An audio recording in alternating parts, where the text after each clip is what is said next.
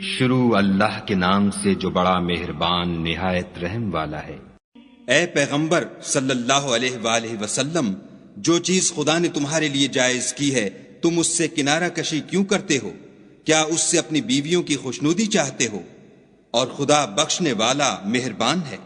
خدا نے تم لوگوں کے لیے تمہاری قسموں کا کفارہ مقرر کر دیا ہے، اور خدا ہی تمہارا کارساز ہے، اور وہ دانا اور حکمت والا ہے۔ اور یاد کرو جب پیغمبر نے اپنی ایک بیوی سے ایک بھید کی بات کہی تو اس نے دوسری کو بتا دی جب اس نے اس کو افشا کیا، اور خدا نے اس حال سے پیغمبر کو آگاہ کر دیا تو پیغمبر نے ان بیوی کو وہ بات کچھ تو جتائی اور کچھ نہ بتائی۔ تو جب وہ ان کو جتائی تو پوچھنے لگیں کہ آپ کو یہ کس نے بتایا؟ انہوں نے کہا کہ مجھے اس نے بتایا ہے جو جاننے والا خبردار ہے۔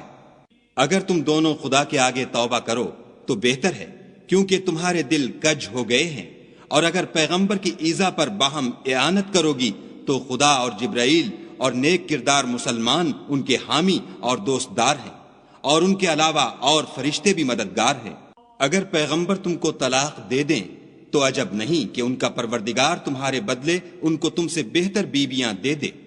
مسلمان، صاحب ایمان، فرما بردار، توبہ کرنے والیاں، عبادت گزار، روزہ رکھنے والیاں، بن شوہر اور کنواریاں۔ مومنوں، اپنے آپ کو اور اپنے اہل و عیال کو آتش جہنم سے بچاؤ، جس کا ایندھن آدمی اور پتھر ہیں، اور جس پر تند خو اور سخت مزاج فرشتے مقرر ہیں۔ جو ارشاد خدا ان کو فرماتا ہے اس کی نافرمانی نہیں کرتے، اور جو حکم ان کو ملتا ہے اسے بجا لاتے ہیں۔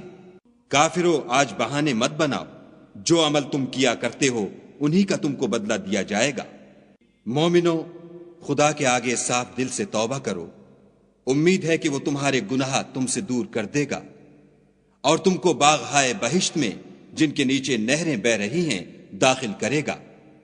اس دن خدا پیغمبر کو اور ان لوگوں کو جو ان کے ساتھ ایمان لائے ہیں رسوا نہیں کرے گا، بلکہ ان کا نور ایمان ان کے آگے اور داہنی طرف روشنی کرتا ہوا چل رہا ہوگا، اور وہ خدا سے التجا کریں گے کہ اے پروردگار، ہمارا نور ہمارے لیے پورا کر اور ہمیں معاف فرما، بے شک خدا ہر چیز پر قادر ہے۔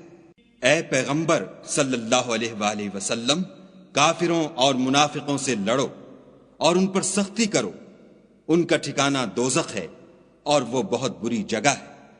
خدا نے کافروں کے لیے نوح کی بیوی اور لوط کی بیوی کی مثال بیان فرمائی ہے۔ دونوں ہمارے دو نیک بندوں کے گھر میں تھیں، اور دونوں نے ان کی خیانت کی، تو وہ خدا کے مقابلے میں ان عورتوں کے کچھ بھی کام نہ آئے، اور ان کو حکم دیا گیا کہ اور داخل ہونے والوں کے ساتھ تم بھی دوزخ میں داخل ہو جاؤ۔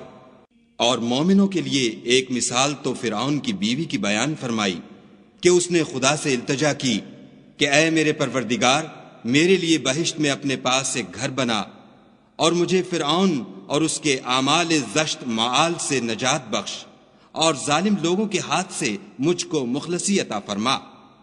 اور دوسری عمران کی بیٹی مریم کی، جنہوں نے اپنی شرمگاہ کو محفوظ رکھا تو ہم نے اس میں اپنی روح پھونک دی، اور وہ اپنے پروردگار کے کلام اور اس کی کتابوں کو برحق سمجھتی تھی اور فرما برداروں میں سے تھی۔